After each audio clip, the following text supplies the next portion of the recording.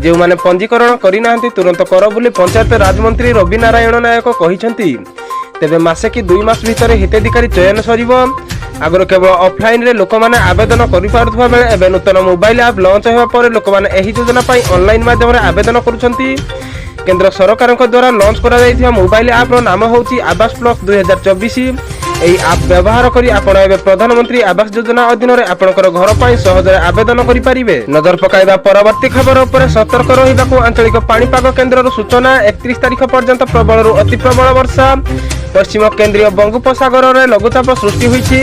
यारी प्रभाव में आसंता 31 तारिख पर्यंत प्रबल अति प्रबल वर्षा हेबो। एने भुवनेश्वर आंचलिक पाणीपाग केन्द्र पक्षर सूचना जारी करा जायछि। मास शेष जाए वर्षा आसंता 31 तारिख पर्यंत राज्य में प्रबल अति प्रबल वर्षा हेबार संभावना रही। घड़घड़ी सह दलका दलका पवन बहिबा नहीं पूर्वानुमान करा जायछि। लघुचाप क्षेत्र सृष्टि दक्षिण पश्चिम मौसुमी अग्रसर नहीं पाग अनुकूल रही। ओडिशा उपकूल उत्तर पश्चिम बंगोपसागर में लघुचाप क्षेत्र सृष्टि होईछि। परवर्ती 48 घंटा मध्य अधिक घनीभूत होबार संभावना रही। यह प्रभाव में राज्य में अनेक स्थान में 31 तारिख पर्यंत प्रबल वर्षा हेबो। आज 15 जिला को बिजुली घड़घड़ी नहीं येलो वार्निंग जारी करा जायछि। आगामी 3 दिन पर्यंत मत्स्यजीवी मानक सतर्कता सूचना जारी करा जायछि।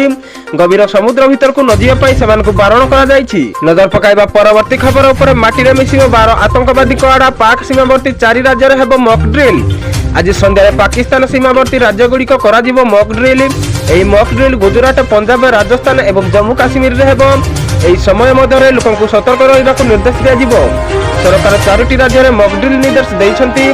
जम्मू एवं काश्मीर पंजाब राजस्थान एवं गुजरात एही 4टी राज्य पाकिस्तान सहित सीमा अंशवादीर भारत एवं पाकिस्तान मध्य 3300 किलोमीटर रु अधिक सीमा रही।